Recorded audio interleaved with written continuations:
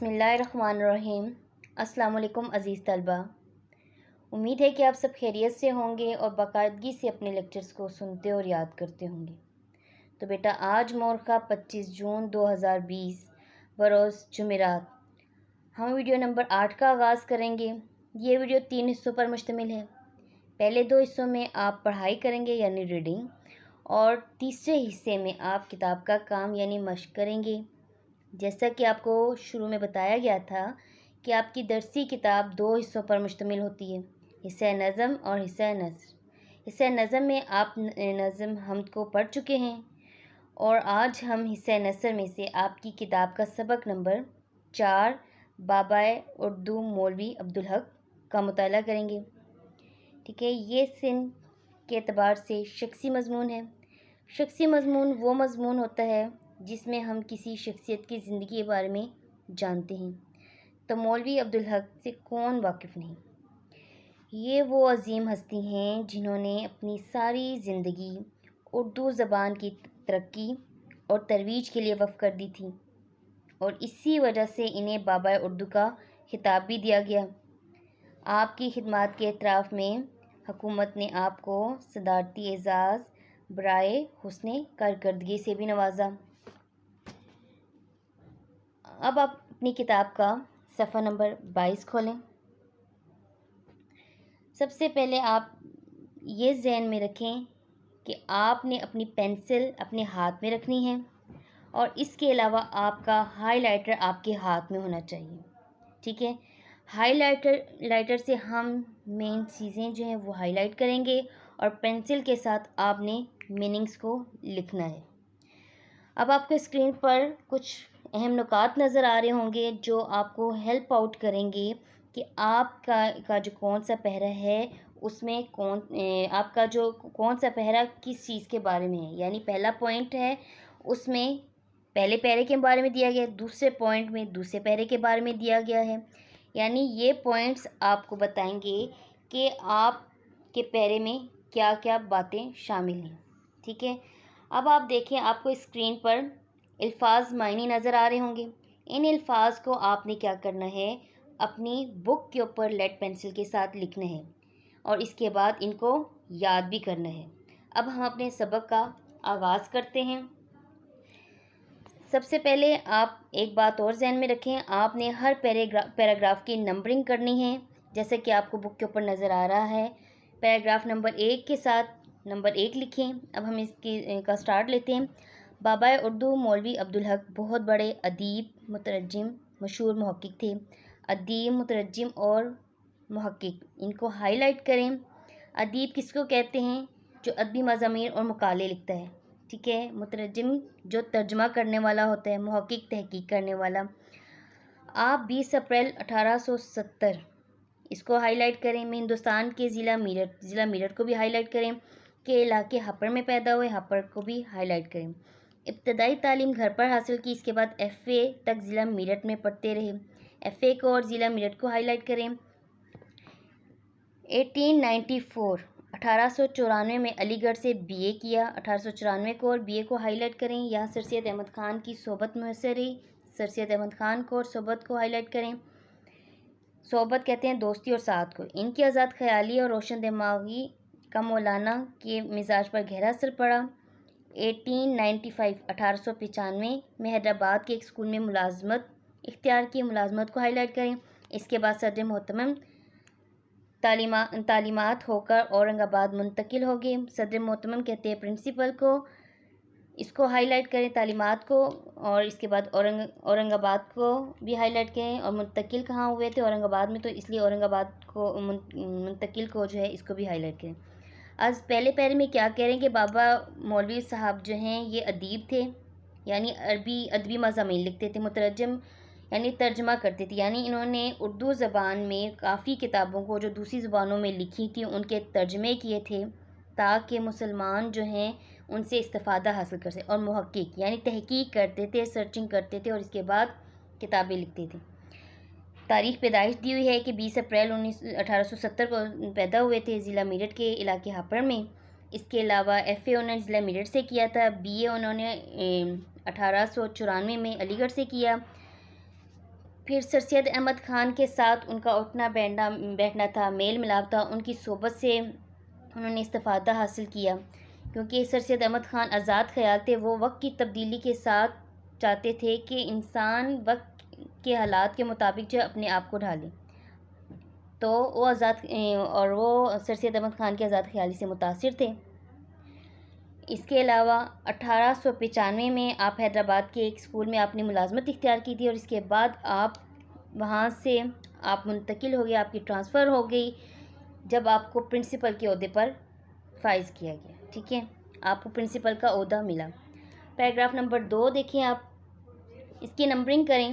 جنوری 1902 کو high light کریں میں آل انڈیا محمدن ایجوکیشن کانفرنس علی گڑھ کے تحت ایک علمی شعبہ قائم کیا گیا۔ علمی شعبہ کو ہائی لائٹ کریں، یہ ہوتے ہیں محکمہ یا شاخ، جس کا نام انجمن ترقی اردو تھا۔ مولانا شبلی نعمانی، اس کو ہائی لائٹ کریں، اس کے پہلے سیکرٹری تھے، پہلے سیکرٹری کو ہائی لائٹ کریں، جبکہ مولانا مولوی عبدالحق 1912 کو ہائی لائٹ کریں میں اس کے چوتھے سیکرٹری منتخب ہوئے، چوتھے سیکرٹری کو ہائی لائٹ کریں۔ انہوں نے بہت جلد انجمن ترقی اردو کو ایک فعال ترین علمی ادارہ دیا۔ حیدرآباد دکن کی عثمانی یونیورسٹی انجمن ہی کی کوششوں سے قائم ہوئی۔ اس ادارے کے شعبہ دارالترجمان نے لاکھ سے زائد جدید علمی، فنی اور سائنسی اصطلاحات کے اردو ترجمہ کیا گیا۔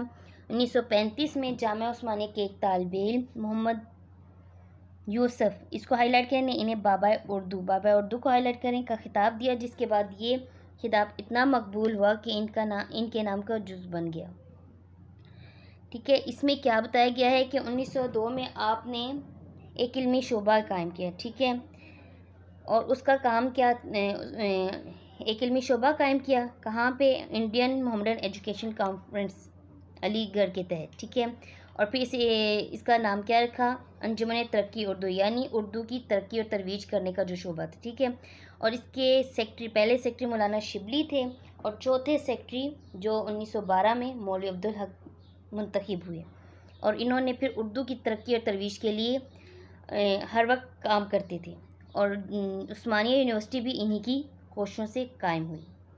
پھر انہوں نے اس میں ایک شعبہ قائم کیا جس کا مقصد کیا تھا کہ مختلف جو کتابیں ہیں، فنی ہیں، علمی ہیں، سائنسی ہیں، ان کو اردو میں ٹرانسلیٹ کیا جائے، ان کا اردو میں ترجمہ کیا جائے، تاکہ جو مسلمان ہیں وہ ان سے استفادہ حاصل کر سکیں۔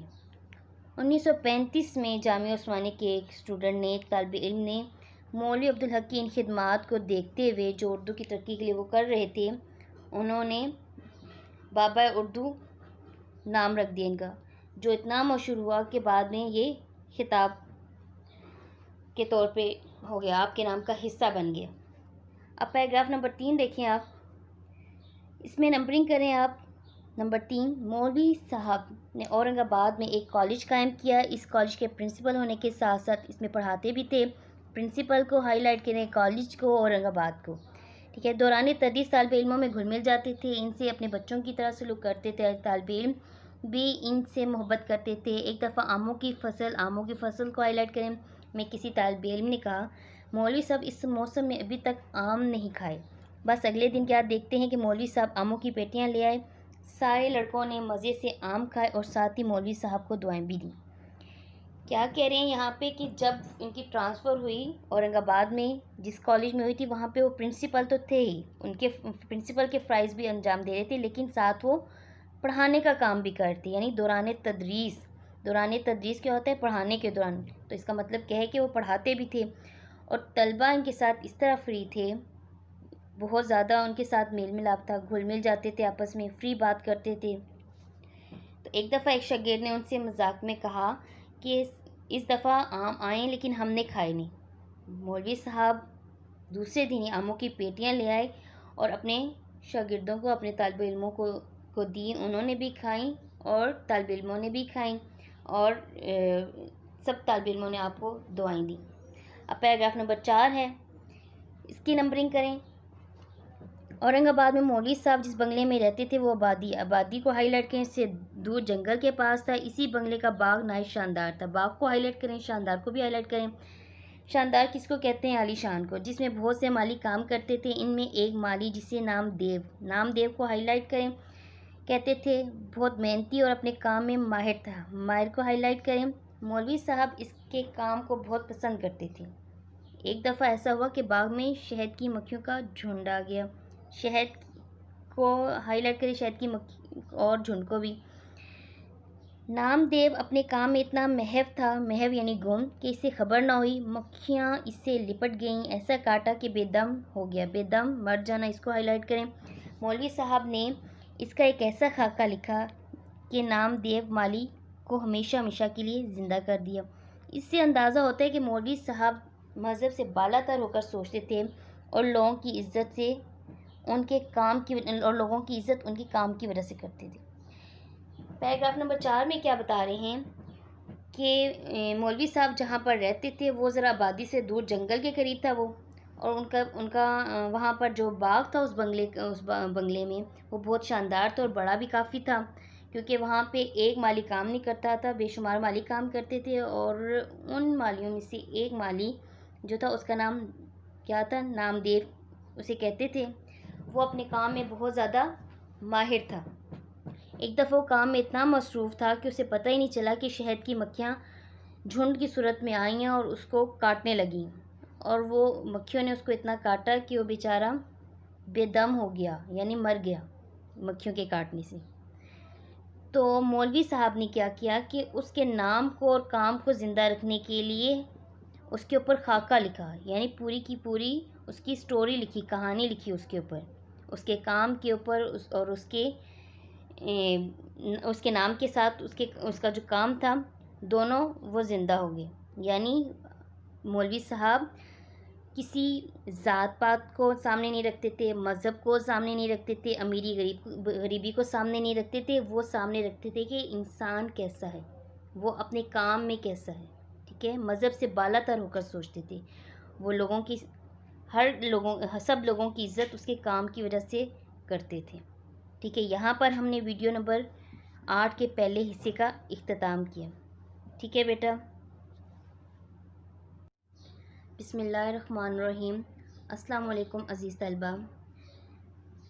بیٹا ویڈیو نمبر 8 کے پہلے حصے میں ہم نے بابا اردو مولوی عبدالحق کی پڑھائی کی تھی, جہاں پر ہم نے اس کا اختتام کیا تھا. اب دوسرے حصے میں ہم اس سے آگے کا سٹارٹ لیں گے. تو اپنی کتاب کا صفحہ نمبر 23 کھولیں. سب سے پہلے آپ نمبرنگ کریں پیراگراف نمبر 5.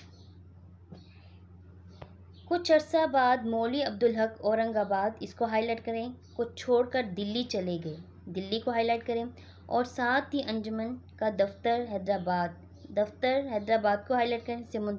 اسے دلی منتقل کر دیا. دلی منتقل کو ہائی لائٹ کریں, کیونکہ دلی ملک کا صدر مقام کو ہائی لائٹ کریں, یہ دارالحکومت کو بولتے ہیں. تھا ملک کے بارے میں سارے فیصلے کو ہائی لائٹ کریں, یہی ہوتے تھے. ان دنوں میں تحریک پاکستان کو ہائی لائٹ کریں, اپنے عروج پر تھی, ترقی پر تھی, بلندی پر تھی. مولوی صاحب نے اس تحریک میں اردو زبان کی حفاظت کے حوالے سے شامل رہے. آخر کار ہندوستان کے مسلمانوں کی کوششوں سے 14 اگست 1947 اس کو ہائی لائٹ کریں کو پاکستان بن گیا, مگر اس کے ساتھ ہی ہندو مسلم, اس کو ہائی لائٹ کریں. فسادات کو بھی ہائی لائٹ کریں. فسادات بولتے ہیں جھگڑے کو. فسادات جمع ہے فساد کی. جب ہمارے پاس لفظ فساد واحد میں ہے تو اس کا میننگ جھگڑا بھی واحد میں ہوگا. اب یہاں پر ہمارے پاس لفظ فسادات ہے, یہ جمع میں ہے تو اس کا معنی بھی جمع میں ہوگا, یعنی جھگڑے کا سلسلہ بھی شروع ہو گیا, جس میں مسلمانوں کا بہت زیادہ جانی و مالی نقصان ہوا. ان فسادات میں ہندوؤں کی اردو دشمنی کی وجہ سے انجمن کے دفتر کو بھی شدید نقصان پہنچا. اس کا قیمتی کتب خانہ برباد ہو گئے. کتب خانہ برباد ہوا, اس کو ہائی لائٹ کریں. اور 1-2 کارکن بھی شہید ہوئے, 2 کارکن کو بھی ہائی لائٹ کریں. کیا کہہ رہے ہیں کہ جب مولوی صاحب اورنگ آباد آئے, ٹھیک ہے, پھر کچھ عرصہ وہاں پہ رہنے کے بعد انہوں نے اورنگ آباد کو بھی چھوڑا, اور وہ اورنگ آباد کو چھوڑ کر دلی چلے گئے. جب وہ دلی میں آئے ہیں تو ان کا جو دفتر تھا وہ بھی کیا کہہ رہے ہیں کہ انجمن کا دفتر حیدرآباد سے دلی منتقل ہے. تو پھر آپ کا جو دفتر حیدرآباد تھا وہ بھی آپ نے اپنے ساتھ دلی میں منتقل کر لیا. دلی چونکہ اس وقت صدر مقام تھا, یعنی دارالحکومت تھا, اور وہیں پہ ملک کے سارے فیصلے ہوتے تھے۔ اور ان دنوں پاکستان بنانے کی تحریک بھی زوروں پر تھی، عروج پر تھی، قائد اعظم کی قیادت تھی اور مسلمان قائد اعظم کی قیادت میں تھے، اور جوش اور جذبہ تھا اس وقت پاکستان بننے کا۔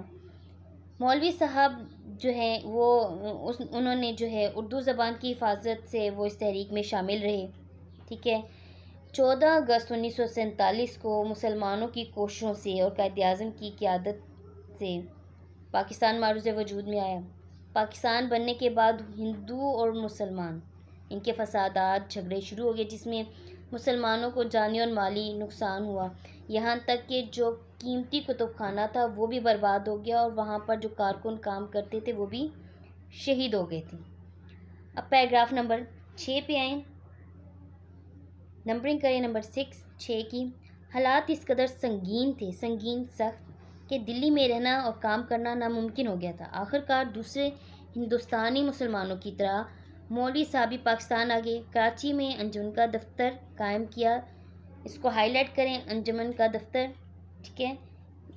اور ایک بار پھر زور شور سے اپنا کام شروع کیا۔ مولوی عبدالحق نے انجمن کے دفتر کی عمارت میں اردو کالج کی بنیاد رکھی۔ اردو کالج کی بنیاد کو ہائی لائٹ کریں تو سرکاری اور غیر سرکاری حلقوں احاطوں جماعتوں نے اس بات کو تسلیم کیا کہ اگر اردو کو ذریعہ تعلیم بنا دیا جائے، اردو کو ذریعہ، اس کو ہائی لائٹ کریں، تو اس طرح بہتر نتائج کو ہائی لائٹ کریں حاصل کیے جا سکتے ہیں۔ اس کامیاب تجربے کے بعد مولوی صاحب کے دل میں اس کالج کو اردو یونیورسٹی بنانے کی حسرت جاگی۔ اردو یونیورسٹی کو ہائی لائٹ کریں، حسرت ہوتا ہے ارمان، خواہش، شوق۔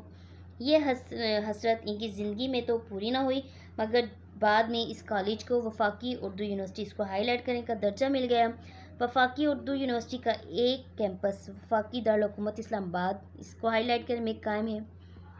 کیا کہہ رہے ہیں کہ جب پاکستان بن گیا، ٹھیک ہے، اور ہندو مسلم فسادات شروع ہو چکے تھے، تو اور مسلم رہنما، جو ہندوستانی مسلمان رہنما، وہ ہندوستان کو چھوڑ کے پاکستان منتقل ہو گئے تھے، تو مولوی صاحب بھی، انہوں نے بھی کیا کیا ہے کہ یہ بھی پھر ہندوستان سے کراچی میں آ کے آباد ہوئے تھے، اور پھر اپنا جو دفتر انہوں نے بنایا تھا انجمن ترقی اردو کا، وہ بھی ساتھ ہی کراچی میں منتقل کر لیا تھا، ٹھیک ہے۔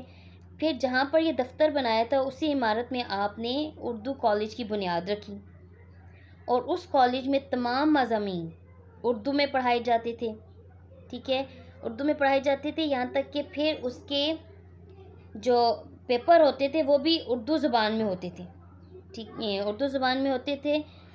اور یہ چیز جو ہے سرکاری اور غیر سرکاری سطح پر بہت جو ہے اپریشیٹ کی گئی، بہت زیادہ اس بات کو مانا گیا کہ جتنے بھی مضامین ہیں وہ اپنی زبان میں ہونے چاہیے، کیونکہ جب پیپر ہوئے تھے تو اس کے بعد جو ان کا نتیجہ آیا تھا، جو نتائج برآمد ہوئے تھے پیپروں میں، وہ بہت اچھے تھے، بہترین نتائج تھے۔ تو یہی درخواست کی گئی اور یہی کہا گیا کہ اردو کو ذریعہ تعلیم بنا دیا جائے تاکہ ہم اس سے بہتر نتائج حاصل کر سکیں۔ پھر مولوی صاحب کا کیا تھا کہ مولوی صاحب چاہتے تھے کہ اب میں اس کالج کو یونیورسٹی کا درجہ دے دوں، لیکن یہ خواہش ان کی زندگی میں تو پوری نہیں ہوئی، لیکن یہ بعد میں پوری ہوئی، اور پھر اس کالج کو وفاقی اردو یونیورسٹی کا درجہ مل گیا، جس کا ایک کیمپس وفاقی دارالحکومت اسلام آباد میں بھی ہے۔ اب ہم پیراگراف نمبر 7 کرتے ہیں۔ بابا اردو مولوی عبدالحق نے نہ تو کبھی اردو سے دامن چھڑایا اور نہ اس کی ترقی کی طرف سے بددل ہوئے۔ ماں باپ بھی اولاد کے جوان ہونے پر اولاد کی طرف سے بے فکر ہو جاتے ہیں، لیکن مولوی عبدالحق اردو سے لمحہ بھر کے لیے بھی غافل نہیں ہوئے، غافل بے پرواہ۔ مولوی عبدالحق اپنی ذات میں خود ایک ادارہ تھے، اگر انہیں اردو ادب کی چلتی پھرتی انسائکلوپیڈیا کہا جائے تو غلط نہ ہوگا۔ اب آگے ان کی کتابوں کے نام میں ان کو ہائی لائٹ کر لیں۔ نکات الشعراء نمبر 1، نمبرنگ بھی کریں ساتھ، ذکر میر 2، مخزن نکات 3، قواعد اردو 4، قدیم اردو 5۔ چند ہم عصر کے علاوہ بہت سی کتابیں لکھیں۔ ڈاکٹر مولوی عبدالحق نے اردو کی خدمت کے لیے تمام زندگی وقف کر دی۔ زندگی وقف، اس کو ہائی لائٹ کریں۔ وقف کرنا کیا ہوتا ہے؟ ایسی چیز یعنی خدا کے نام پر چھوڑی ہوئی چیز جس کا کوئی مالک نہیں ہوتا۔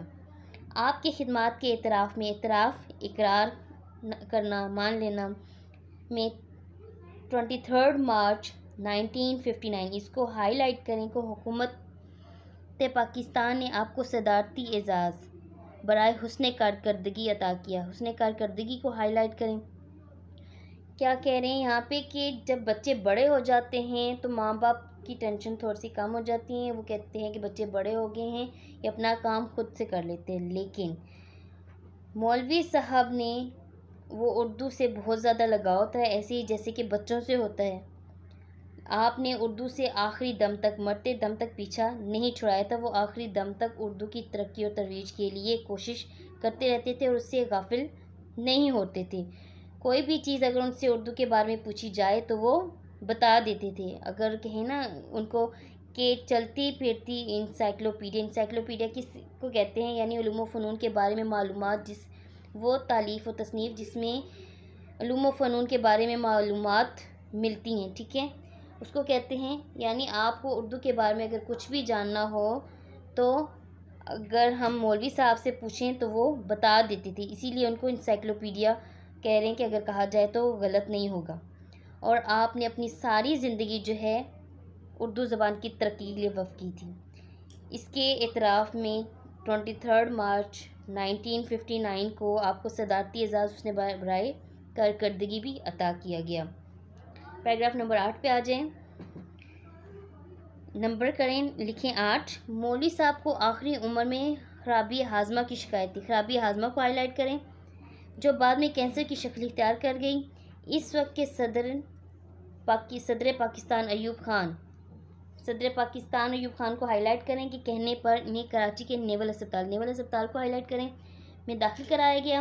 اس دوران مولوی صاحب بے ہوش رہنے لگے، مگر جب بھی تھوڑے ہوش میں آتے تو انجمن اس کو ہائی لائٹ کریں اور اردو کو ہائی لائٹ کریں کہ الفاظ ان کے منہ سے نکلتے تھے۔ آخر کار آپ 16 اگست 1961 کو اپنے خالق حقیقی کو جا ملے۔ انہیں وفاقی اردو یونیورسٹی کراچی کے عبدالحق کیمپس کے احاطے میں دفن کیا گیا۔ اللہ تعالیٰ ان کے درجات بلند کرے۔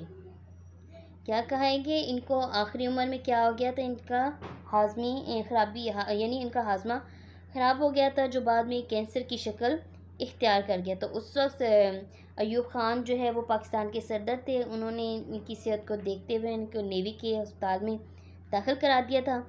وہاں پر یہ بے ہوش رہنے لگے اور جب ان کو تھوڑا بہت ہوش آتا تھا تو صرف ان کے منہ پر 2 الفاظ ہوتے تھے۔ کون سے؟ ایک انجمن اور دوسرا اردو، یہ الفاظ ان کے منہ پر ہوتے تھے۔ اور آخر اسی کشمکش میں آپ 16 اگست کو جو ہے آپ 16 اگست 1961 کو اپنے خالق حقیقی سے جا ملے۔ اور آپ کو کہاں دفنایا گیا؟ وہیں پہ وفاقی اردو یونیورسٹی جو کراچی کی ہے اس کے کیمپس میں، جو انہی کے نام سے بنا ہوا ہے، اس کے احاطے میں دفن کیا گیا۔ اللہ آپ کے درجات آپ جو ہے وہ بلند کر۔ درجات کس کو کہتے ہیں؟ منازل کو کہتے ہیں۔ یہ ہو گیا ہمارا اس سبق کا اختتام۔ ہم نے اس کی ریڈنگ کر لی ہے، اب ہم اس کی مشق کریں گے۔ تو بیٹا ٹھیک ہے، اللہ حافظ۔ بسم اللہ الرحمن الرحیم۔ السلام علیکم عزیز طلبہ۔ ویڈیو نمبر 8 کے پہلے 2 حصوں میں ہم نے بابائے اردو مولوی عبدالحق کی ریڈنگ کی یعنی پڑھائی کی۔ اب ہم ویڈیو نمبر 8 کے تیسرے حصے میں کتاب کا کام کریں گے یعنی اس کی مشق کریں گے۔ تو اس کے لیے بیٹا آپ لوگ اپنی کتاب کا صفحہ نمبر 24 کھولیں۔ سب سے پہلے اوپر دیکھیں سوال نمبر 2، سنیے اور بولیے۔ اس میں کیا ہے؟ درج ذیل اقتباس ڈاکٹر مولوی عبدالحق کی تحریک نام دیو مالی سے لیا گیا ہے، اسے پڑھیں اور نیچے دیے گئے سوالات کے جواب دیں۔ یعنی کیا ہے کہ آپ کے پاس پیراگراف دیا ہوا ہے، اس میں سے آپ نے اس کو پڑھنا ہے اور نیچے جو آپ کے پاس سوال دیے ہیں ان کے جواب آپ نے اس پیراگراف میں سے ڈھونڈیں گے۔ یعنی جیسے کہ آپ انگلش میں کمپریہنشن کرتے ہیں، آپ کے پاس پیسیج ہوتا ہے، اس کو ریڈ آؤٹ کرتے ہیں اور نیچے جو آپ کے پاس کوسچنز دیے ہوتے ہیں ان کے آنسر آپ ڈھونڈ کے لکھتے ہیں۔ کیا ہے پیراگراف ہمارے پاس؟ نامدیو مالی کی کوئی اولاد نہ تھی، وہ اپنے پودوں اور پیڑوں ہی کو اپنی اولاد سمجھتا تھا اور اولاد کی طرح ان کی پرورش اور نگہداشت کرتا۔ ان کو سرسبز اور شاداب دیکھ کر ایسے ہی خوش ہوتا جیسے ماں اپنے بچوں کو دیکھ کر خوش ہوتی ہے۔ ایک سال بارش بہت کم ہوئی، کنویں اور باولیوں میں پانی برائے نام رہ گیا، باغ پر آفت ٹوٹ پڑی، بہت سے پودے اور پیڑ تلف ہو گئے، جو بچ رہے وہ ایسے نڈھال اور مرجھائے ہوئے تھے جیسے دکھ کے بیمار۔ لیکن نامدیو کا چمن ہرا بھرا تھا اور وہ دور دور سے ایک ایک گھڑا پانی کا سر پر اٹھا کے لاتا اور پودوں کو سینچتا۔ یہ وہ وقت تھا کہ قحط نے لوگوں کے اوسان خطا کر رکھے تھے اور انہیں پانی پینے کو مشکل سے میسر آتا تھا، مگر یہ خدا کا بندہ کہیں نہ کہیں سے لے ہی آتا اور اپنے پودوں کی پیاس بجھاتا۔ جب پانی کی قلت اور بڑھی تو اس نے راتوں کو بھی پانی ڈھو ڈھو کر لانا شروع کیا۔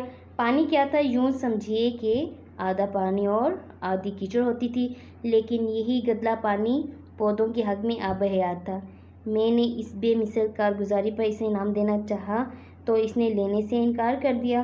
شاید اس کا کہنا ٹھیک تھا کہ اپنے بچوں کو پالنے پوسنے میں کوئی انعام کا مستحق نہیں ہوتا۔ یہ ہم نے پیراگراف پڑھا، اب ہم نے اس کے جواب دینے ہیں جو نیچے دیے گئے سوال ہیں اور وہ اس پیراگراف میں سے ڈھونڈنے۔ پہلا کیا ہے؟ نامدیو مالی اپنے پودوں اور پیڑوں کی دیکھ بھال کس طرح کرتے تھے؟ نامدیو مالی کی کوئی اولاد نہیں تھی تو وہ اپنے پودوں پیڑوں کو ہی اپنی اولاد سمجھتا تھا اور ان کی پرورش بھی ایسے ہی کرتا تھا جیسے ماں باپ اپنی اولاد کی کرتے ہیں۔ ٹھیک ہے، اب نمبر 2، قحط کے دوران میں نامدیو مالی نے پودوں کو کس طرح ہرا بھرا رکھا؟ جب قحط تھا تو نامدیو مالی کیا کرتا تھا؟ دور دور سے ایک ایک گھڑا پانی سر پر اٹھا کر لاتا تھا اور وہ پودوں کو پانی دیتا تھا۔ نمبر 3، نامدیو نے انعام لینے سے کیوں انکار کیا؟ نامدیو نے انعام لینے سے اس لیے انکار کیا کیونکہ کوئی بھی اپنے بچوں کی پرورش کے لیے انعام کا مستحق نہیں ہوتا۔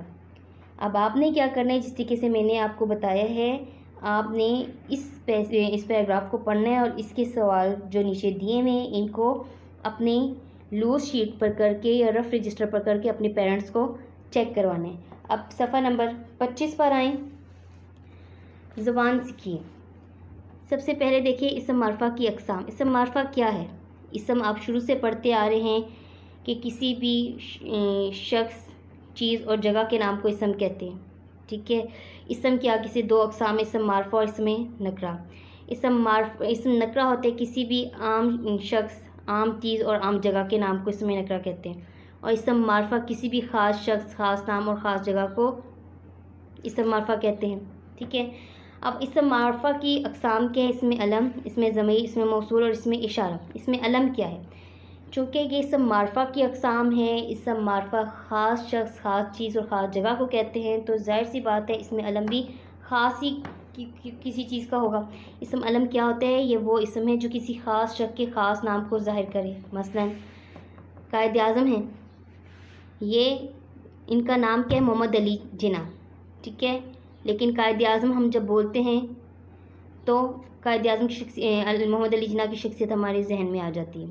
اب مادر ملت ہے، خاص شخصیت کا نام ہے نا، مادر ملت کون ہے؟ فاطمہ جناح، لیکن ہم جب مادر ملت بولتے ہیں تو ہمارے ذہن میں فاطمہ جناح آ جاتی ہیں، یعنی خاص شخص کا خاص نام جسے ہم جانتے ہوں، یہ اسم علم کہلاتے ہیں۔ اسم ضمیر، اسم ضمیر کیا ہے؟ یہ وہ اسم ہے جو کسی دوسرے اسم کی جگہ بولا جائے۔ ٹھیک ہے، جیسے علی آیا، علی نے کھانا کھایا، علی سو گیا۔ اب علی اس میں بار بار آ رہا ہے، علی اسم ہے۔ ٹھیک ہے، اب کیا کہیں گے؟ علی آیا، اس نے کھانا کھایا، وہ سو گیا۔ اب جو علی کی جگہ پر اس اور وہ استعمال ہوئے ہیں وہ کیا ہے؟ اس میں ضمیر۔ بات سمجھ میں آ گئی بچوں؟ جو اسم کی جگہ پہ استعمال ہوتا ہے، دوسرے اسم کی جگہ پہ بولا جاتا ہے، وہ کیا کہلاتے ہیں؟ اس میں ضمیر۔ اب اس میں موصول، اس میں موصول یہ وہ اسم ہے جسے کسی جملے میں لگائے بغیر اس کے معنی ہماری سمجھ میں نہ آئیں۔ ٹھیک ہے، جیسے جس نے جتنی محنت کی اس کو اتنا پھل ملے گا، جس نے سبق نہیں یاد کیا وہ کھڑا ہو جائے، جس کی لاٹھی اس کی بھینس۔ یعنی ایک بات کو دوسری بات سے جوڑنا۔ ٹھیک ہے نا، اگر ہم ایک بات کرتے ہیں اور دوسری بات ہماری انکمپلیٹ رہ جاتی ہے، جب تک ہم جیسے جس نے جتنی محنت کی اس کو اتنا پھل ملے گا، جس کی لاٹھی اس کی بھینس، یہ ہمیشہ الفاظ جیم سے شروع ہوتے ہیں، جیسے جو ہے، جس ہے، جتنا ہے، جیسا ہے۔ اس میں موصول ہمیشہ جیم سے سٹارٹ ہوتے ہیں۔ آگے ہے اس میں اشارہ۔ وہ اسم جو کسی چیز، شخص یا جگہ کی طرف اشارے کے لیے استعمال ہوتا ہے، یہ اور وہ، یہ کتاب، یہ قلم، یہ کاپی، وہ گھر، وہ اسکول، وہ مسجد. ٹھیک ہے. اب آگے دیکھیں اس میں علم کی اقسام: خطاب، لقب اور تخلص، کنیت. خطاب کیا ہے؟ نیچے دیکھیں ان کی تعریف بھی دی اور مثلا بھی دی. خطاب وہ نام ہے جو کسی خوبی کی وجہ سے حکومت کی طرف سے دیا جائے، جیسے شمس العلماء، سر، نشان حیدر، رستم. اس کے علاوہ جو ہے رستم زماں ہیں، بابا اردو ہے، تمغہ وصالت ہے، تمغہ جرت ہے. ٹھیک ہے. میڈم ہے. یہ وہ نام ہے جو حکومت کی طرف سے دیے جاتے ہیں کوئی خدمات، کوئی ایسا کام کرنے پر جو بہت زیادہ قابل احترام ہو. ٹھیک ہے. بہت زیادہ خدمات کی ہوں آپ نے ملک کی، تو پھر حکومت آپ کو جو ہے جو نام دیتی ہے وہ آپ کا خطاب کہلاتا ہے. لقب کیا ہے؟ وہ نام ہوتا ہے، وہ نام جو ہے جو کسی خوبی کی وجہ سے قوم کی طرف سے دیا جائے. خطاب جو ہے وہ حکومت دیتی ہے، اور لقب جو ہے وہ آپ کی اچھے کام اور خدمات کی وجہ سے قوم آپ کو دیتی ہے. اب قائد اعظم کا اپنا نام کیا ہے؟ محمد علی جناح ہے. لیکن انہوں نے مسلمانوں کی قیادت کی، مسلمانوں کے لیے کوشش کی اور ایک الگ وطن دیا. تو قائد اعظم کی ان خدمات دیکھتے ہوئے قوم نے آپ کو محمد علی جناح کے نام سے قائد اعظم دیا. قائد اعظم آپ کا لقب ہے. اسی طرح فاطمہ جناح ہیں، ان کا نام فاطمہ جناح ہے، لیکن ان کو مادر ملت کہا جاتا ہے، قوم کی ماں. یہ جو مادر ملت ہے یہ ان کا لقب ہے، یہ بھی انہیں قوم نے دیا تھا. اب قائد ملت ہے، یہ لیاقت علی خان ہے، تو انہوں نے اپنی قوم کی خدمت کی ہے تو انہیں قائد ملت کا لقب مل گیا. اسی طرح دیکھیے سیف اللہ ہے، کلیم اللہ ہے، قائد اعظم، مادر ملت. اور وہ نام ہے جو والدین بچپن میں پیار سے پکارتے ہیں یا لوگ کسی وجہ سے اصل نام کو بگاڑ کر مشہور کر دیتے ہیں. جیسے آپ لوگوں کے بھی نک نیم ہوں گے گھر میں. ٹھیک ہے نا. نک نیم کو ہم عرف کہتے ہیں. جیسے آپ دیکھیں پپو ہے، گڈو ہے، اور جاوید سے جیتا ہے، کامران سے کامی بن جاتا ہے، لمبو ہے، چندہ ہے، چاند ہے، گڑیا ہے. یہ والی الفاظ کیا ہیں؟ عرف کہلاتے ہیں. تخلص وہ مختصر نام جو شاعر اپنے اشعار میں استعمال کرتے ہیں، جیسے اسد اللہ خان غالب. غالب کے اوپر تخلص کی علامت نظر آ رہی ہوگی. محمد حسین آزاد، آزاد کے اوپر تخلص کی علامت ہے. الطاف حسین حالی، حالی کے اوپر تخلص کی علامت ہے. ان میں سے غالب، آزاد اور حالی وغیرہ تخلص ہیں.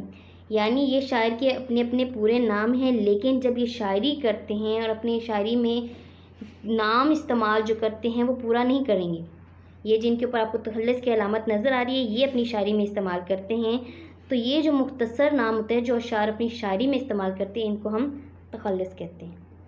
کنیت وہ نام جو ماں باپ، بیٹے، بیٹی یا کسی تعلق کی وجہ سے پکارا جائے، جیسے ابن مریم، عبداللہ، ام سلمہ، بنت حوا وغیرہ. ٹھیک ہے. یہ کہلاتا ہے کنیت. اب آگے دیکھیں سوال نمبر 3. کالم الف کو کالم بے سے ملائیں. کالم الف، کالم بے. کالم الف میں آپ کو اس میں علم کی جو اقسام ہیں اس کی ایک دی ہوئی ہے. ایک خطاب کا دیا ہے، ایک لقب کا، ایک عرف کا، ایک تخلص کا اور ایک کنیت کا. جبکہ کالم بے میں